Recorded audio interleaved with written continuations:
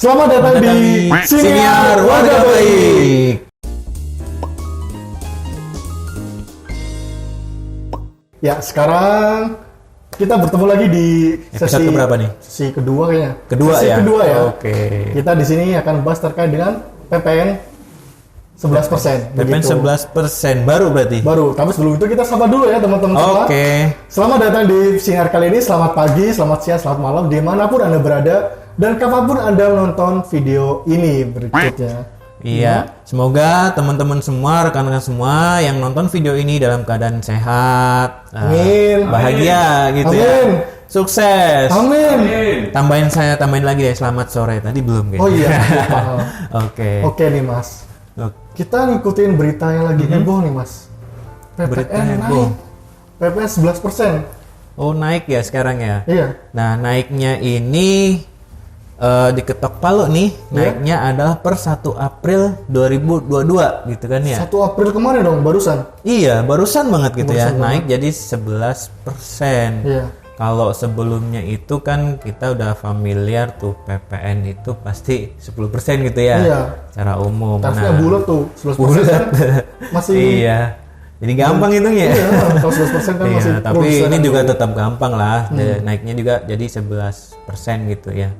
Nah, ini memang ada di Undang-Undang Harmonisasi Perpajakan. Itu undang-undang udah terbit tahun kemarin.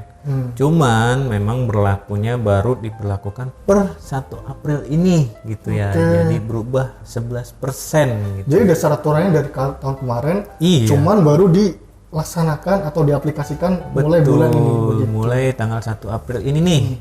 Pokoknya PPN jadi 11%. Oke. Sebelumnya nih Mas, sebelum kita lanjut nih, kita ke dasarnya dulu aja ya. PPN itu maksudnya gimana? Kok pajak pertambahan nilai mah ya nilai tambah itu apa? Cara gampangnya nih ya, Iya. cara gampangnya itu pajak atas konsumsi di dalam negeri gitu ya. Konsumsinya hanya dilakukan di Dalam negeri begitu. bisa oleh orang pribadi atau badan atau bendahara pemerintah seperti itu. Nah, itu cara gampangnya lah. Cara gitu. gampangnya. Kita memahami PPN itu apa. Jadi apakah semua barang dikonsumsi di dalam negeri itu dikenakan PPN nih?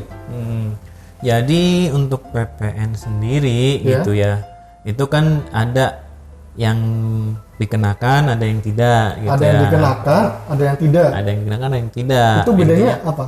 Intinya kalau PPN ini yang ada di aturan itu kan kita sebut saja negatif list, Iya. ya, negatif list atau daftar yang tidak dikenakan atau bukan objek PPN tuh.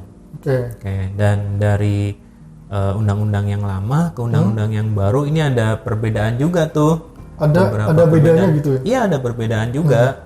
Kalau di undang-undang yang lama contohnya seperti ini. Bahan kebutuhan pokok tuh. Iya. Nah, contohnya kayak Itu beras kena kan. PPN nggak tuh? Kalau di undang-undang yang lama itu kan masuk ke bukan objek tuh. Berarti nggak kena PPN dulu. Iya. Kalau sekarang gimana? Kalau sekarang itu geser sebenarnya tempatnya dari bukan objek menjadi dibebaskan gitu ya. Dibebaskan, tapi tetap kena PPN atau enggak nih kalau dibebaskan? Ya kalau dibebaskan ya secara undang-undang adalah merupakan barang yang kena PPN, Iya. tapi secara real kan kalau dibebaskan berarti PPN yang dibayar nol kan gitu. Oke. Nah seperti itu, jadi geser tempatnya. Jadi hanya geser aja begitu ya? Iya, geser tempatnya. Tapi begitu berubah tarifnya nih, apakah ada kewajiban bagi para pelaku usaha di bidang seperti itu mungkin?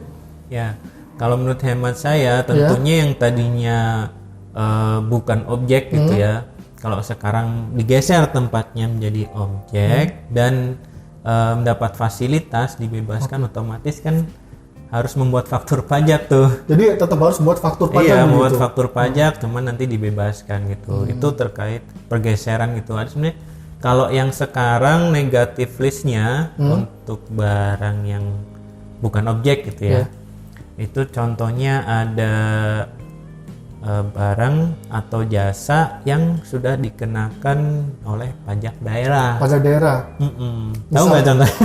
Pajak daerah setahu saya restoran ya. Nah betul, artinya Tapi restoran. kan gini Mas, kan pajak dikenakan atas konsumsi. Kan kalau kita makan di restoran kita konsumsi nih, konsumsi makanan. Makanya gitu. tadi kan ada tuh mana-mana saja yang dikenakan atau dan yang tidak dikenakan Oke. gitu. Termasuk yang tadi sudah dikenakan pajak daerah Oke.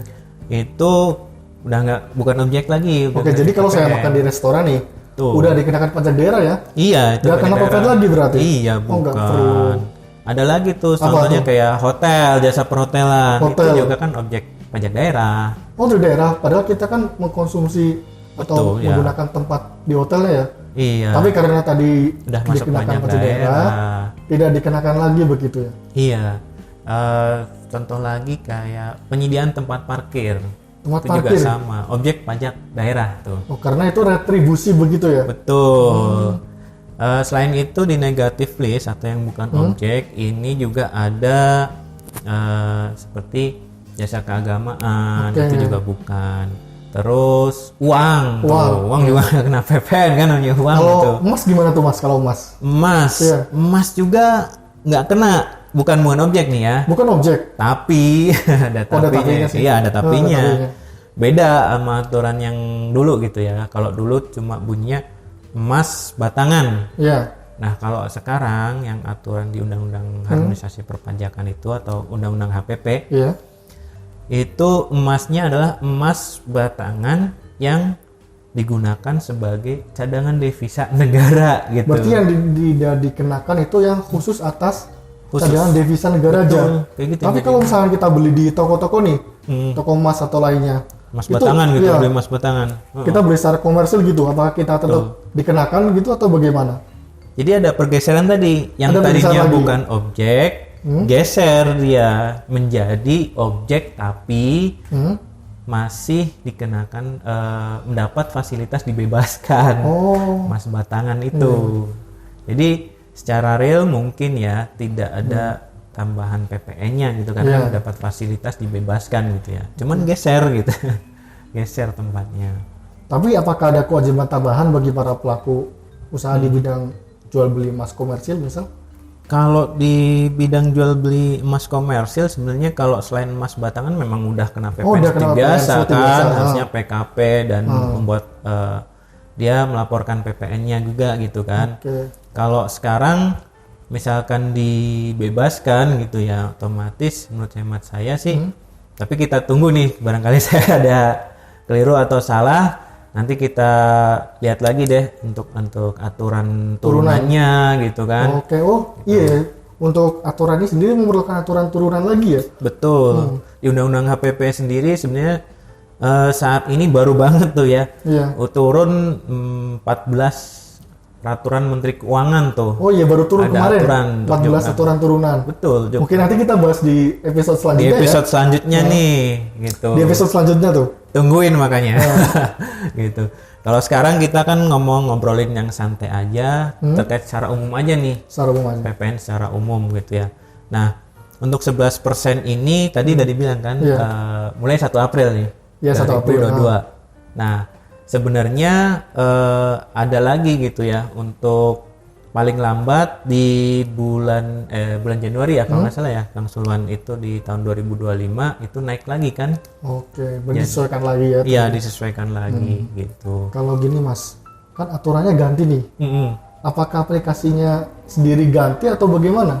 Kalau untuk aplikasinya sendiri tentu harusnya kan mengikuti Mengikuti dengan ketentuan terbaru perkembangan begitu. peraturan terbaru. Yang pasti itu juga sama tuh, rilis baru banget di 1 April. Itu aplikasi e-faktur 3.2 versinya. Versi 3.2. Iya. Itu versi yang terbaru gimana? Iya, itu versi terbaru. Nah, untuk mendapatkan yang versi 3.2 ini Ya. itu bisa download di pajak.go.id. Itu bisa, atau pada saat ini sebenarnya kalau PKP udah familiar sebenarnya itu di website efaktur.pajak.go.id. Oke. Gitu. Jadi selanjutnya begini Mas. Kalau misalkan saya punya proyek di bulan Maret nih, terus saya bikin fakturnya di bulan April, itu kena tarikan 10% atau 11% nih? Atau tergantung bagaimana penerapannya? Oke, jadi gini ya. Kita menerapkan atau 11% atau 10% Iya. itu kita lihat di tanggal fakturnya, Kang.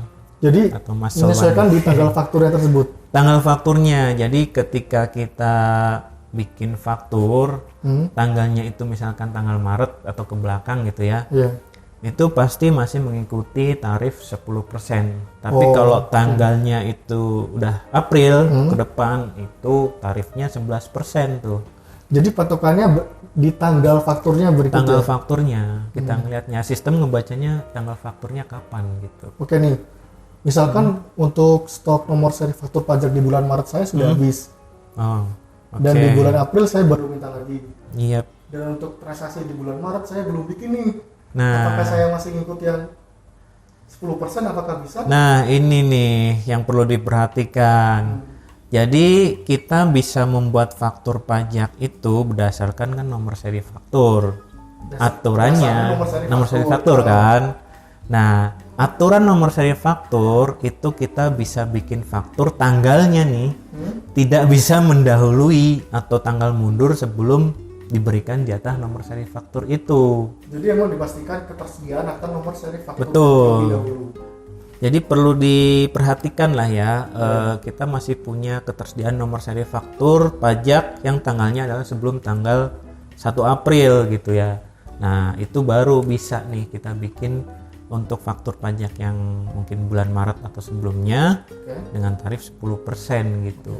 Oh iya nih Mas, kan biasanya kalau dalam transaksi ada yang namanya retur sama pembatalan ya? Nama retur, itu kan tarifnya ganti nih, patokannya gimana tuh kalau retur? Kembali lagi tuh, tadi kan patokan untuk menerapkan tarif 11% atau 10% itu kan dari tanggal faktur. Kalau retur, nah retur misalkan gini, kita dapat faktur dari pembelian gitu ya, bulan Maret tuh. Bulan Maret nih. Tarif masih 10% kan? 10% ya. Nyata barangnya jelek, saya retur nih. Cacat nih barang gitu kan. Saya retur. Saya melakukan returnya di bulan April gitu kan. Nah, karena faktur asalnya itu di bulan Maret, tentu saja returnya masih menggunakan tarif 10%. Jadi kita misalkan ke induknya atau iya, ke awalnya. Iya, biar matching lah, tadinya 10% ya 10% gitu kan gitu. Oh iya nih Mas. Kalau misalkan saya download installernya sendiri nih di laptop saya, cara installnya tuh gimana? Sebenarnya sih cara installnya gampang ya. Iya, gimana tuh Mas? Kalau misalkan dia memang baru pertama kali install, itu udah download, mungkin bentuknya masih dikompres RAR atau WinZip gitu ya. Nah, nanti silahkan diekstrak, udah jadi folder nih. Di dalam foldernya itu silahkan cari, langsung jalanin aja Itax Invoice-nya. Iya, langsung jalanin aja. Itu yang pertama kali install gitu ya, yang versi 3.2. Artinya perlu registrasi dulu ya di situ? Ya, silakan, kan dia baru-baru install. Silakan jalankan, nanti ya seperti biasa registrasi dan lain sebagainya. Tapi kalau ngupdate gimana? Nah, kalau ngupdate-nya agak beda gitu ya. Beda. Iya. Jadi kan kalau kita ngupdate di komputer kita atau di laptop kita sebenarnya udah ada versi lama kan. Nah, kita download nih yang versi baru. Pastikan namanya beda foldernya nih. Jadi harus biar nggak ketimpa atau dilakukan secara terpisah gitu. Iya, jadi terpisah kan. Terpisah namanya berbeda tuh. Katakanlah yang lama versi 3.1 foldernya. Itu dijaga dulu. Dijaga. Amanin tuh database-nya ya. Amanin. Kita bikin folder baru tuh. Ada folder baru untuk aplikasi yang 3.2. Oke. Setelah sama tadi kan download ekstrak folder e-faktur 3.2 itu. Nah, database di folder yang lama, folder DB atau database-nya pindahin, di copy.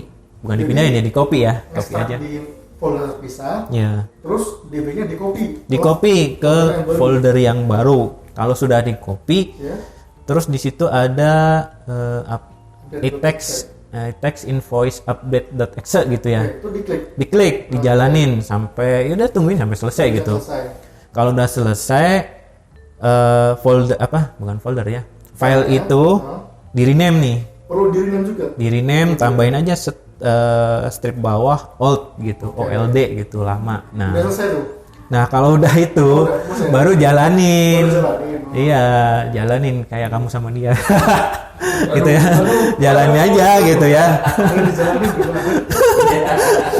Oke, jadi dijalanin aja ya. Program aplikasinya kalau butuh nanti import lagi sertifikat elektroniknya seperti itu. Tapi kalau masalah update ini masih perlu registrasi gitu nggak Mas? Harusnya enggak, karena kan udah ada database-nya gitu. Berarti udah lebih gampang yang update ya gitu ya? Lebih gampang yang update sih sebenarnya gitu. Tapi pesen kita nih gitu ya. Jaga database yang lama, tetap dijaga, diamankan, mau di flash disk, mau di mana gitu. Tolong di backup secara berkala gitu ya? Betul, bagusnya di backup secara berkala karena kejadian kita nggak punya backup, komputer laptop kita rusak, datanya hilang, wah repot kan kita. Iya. Kalau misalkan kasusnya gini nih, datanya hilang, terus kita gimana nih? Data-data lama kita gimana?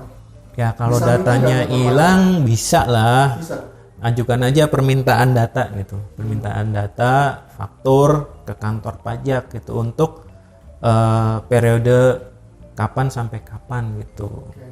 Atas semua datanya atau bagaimana? Kalau data yang ada di kita yang didapat nanti sebenarnya hanya faktur pajak keluarannya aja gitu. Jadi faktur pajak keluarannya. Nah data-data lain di luar faktur pajak keluaran silakan ya diinput lagi gitu.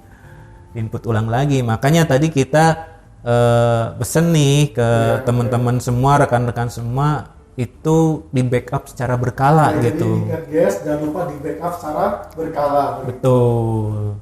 Oh iya nih ya Mas. Kalau misalkan kita sudah mengikut database lagi di e-faktur yang baru, apakah udah selesai atau masih ada langkah tambahan?